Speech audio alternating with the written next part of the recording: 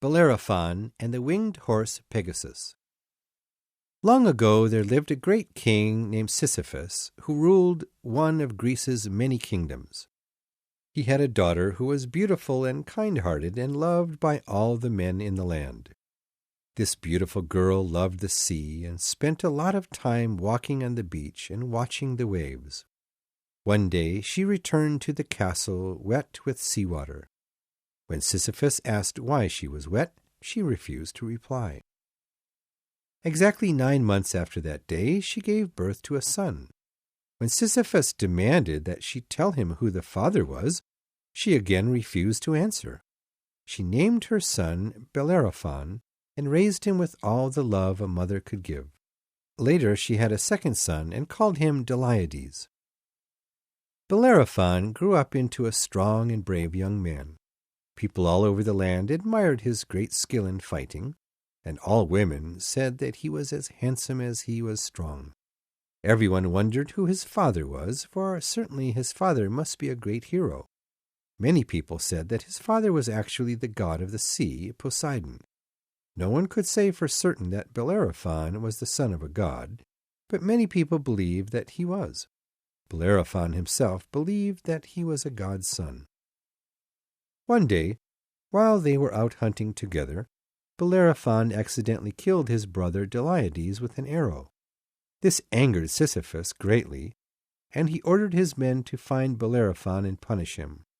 Bellerophon had not intended to kill his brother and wanted to avoid the punishment, so he left his homeland and escaped to the land of Tiryns. Once in Tiryns, Bellerophon went to meet the king and offer him his strength and services. Tiryns was ruled by a king named King Proteus and his wife Antaea.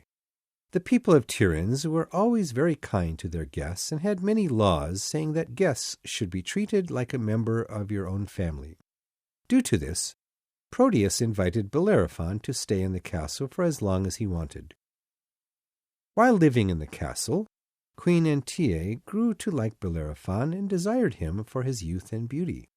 One night, she went to his room and asked him to sleep with her. However, Bellerophon refused and demanded that she leave his room at once.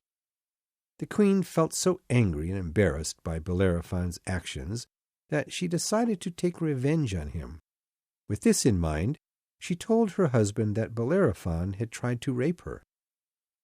Hearing this made Proteus red with anger, but he dared not kill Bellerophon, for the laws of the land said that one could not hurt their own guest. So, instead of killing Bellerophon himself, Proteus decided to have someone else do it for him. He gave Bellerophon a closed letter and asked him to bring it to Antaea's father, King Iobates. Bellerophon accepted the task happily, for he was anxious to repay all of Proteus's kindness. Inside the letter, Proteus wrote, "The man carrying this letter tried to rape your daughter, Antaea. I have sent him to you for punishment, King Proteus." However, Proteus's plan for Bellerophon's death failed. Iobates also had to follow the laws of the land and could not harm a guest. Instead, he thought of a plan to trick the young man into going to his death himself.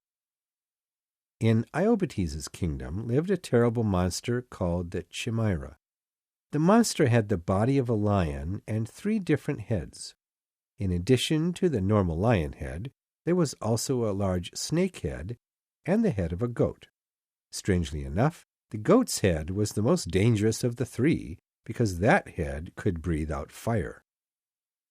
Killing the Chimera was a terrible and dangerous task, and Iobates felt sure that Bellerophon would be killed if he fought the monster. One day the old king told Bellerophon about the Chimera and told him about how it was killing his people and destroying the countryside. "If some brave man could kill this monster, he would be a hero in the hearts of all my people," said the king, looking at Bellerophon. When Bellerophon heard the king's words, he jumped up and said that he himself would kill the Chimera and end the people's fear. Bellerophon knew that this task was almost impossible, but he felt that King Iobates had been a very good host to him and wanted to repay his kindness. Still, Bellerophon did not have any idea how he could kill the chimera. Before facing the monster, he decided to find Pleiades, a man of great wisdom and learning who lived in Iobates' kingdom. Pleiades had once been a great hero himself, but he had since grown old and moved to a small house far away from other people. Pleiades told Bellerophon that the only way for one man to defeat the chimera was if he could fly. "If you attacked the chimera from above," Pleiades explained, "you would have a great advantage over the monster." Bellerophon was confused and asked, "But how can I fly in the sky? I'm not a bird." "You must go and capture the great and beautiful Pegasus, the white-winged horse that lives in the magic forest to the east," said Pleiades. "First pray to the gods and ask for their help in this difficult task. Then search for Pegasus." Following Pleiades' instructions, Bellerophon spent the entire night praying to the gods and asking for their help. Bellerophon did not fall asleep until the sun came up over the mountains. When Bellerophon awoke, he found a golden horse bridle on the ground beside him. The bridle had been left there by the goddess Athena. Bellerophon was happy, for he knew that the gods supported him in his task. After searching the magic forest for several days, Bellerophon finally found Pegasus drinking water from a river. Holding the golden bridle in one hand, Bellerophon carefully approached the amazing animal. The horse noticed him coming closer and turned his head towards Bellerophon's and looked in his eyes. For a moment, Bellerophon feared that Pegasus would fly away. However, to his surprise, the horse again put his head down to the water and continued to drink. Slowly, Bellerophon reached out to touch Pegasus and put the golden bridle on his head. Pegasus did not fight or argue and waited calmly as Bellerophon climbed onto his back. An instant later, Pegasus had jumped into the air and flew quickly upward. Soon Bellerophon found himself high among the clouds. All day Bellerophon flew high in the sky, looking down at the land below.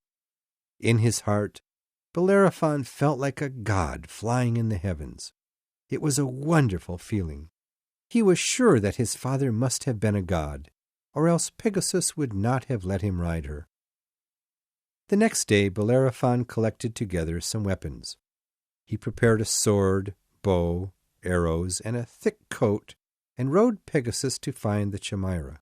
Due to Pegasus's great speed, he quickly found the monster. Pegasus flew down at the monster, and Bellerophon swung at it with his sword. The chimera's goat head breathed fire at Bellerophon, but Pegasus was too fast and escaped the monster's attack. Then Bellerophon pulled out an arrow and prepared his bow. His very first shot went through the neck that all three of the chimera's heads shared. The monster tried to let out a sound of pain, but only blood came out of its three terrible mouths. With the monster dead and his task complete, Bellerophon returned to Iobates' castle to give him the news. He expected Iobates would thank him for his heroic deed, but strangely, the king looked angry and gave Bellerophon another dangerous task. Bellerophon completed this task successfully as well, and was given another. Each time Bellerophon succeeded, he received yet another dangerous mission. Soon Iobates realized that Bellerophon was not going to be killed on these dangerous missions. So Iobates decided to ignore the law and kill Bellerophon directly. He sent 10 of his bravest and most skilled soldiers to kill Bellerophon. But, to Iobates' surprise, Bellerophon killed them all. Iobates was amazed by Bellerophon's skill and began to think that Bellerophon was protected by the gods. At this same time, Bellerophon finally realized that Iobates had wanted him to fail in his dangerous tasks. And now, the king had sent men to kill him. But why? Bellerophon had no idea.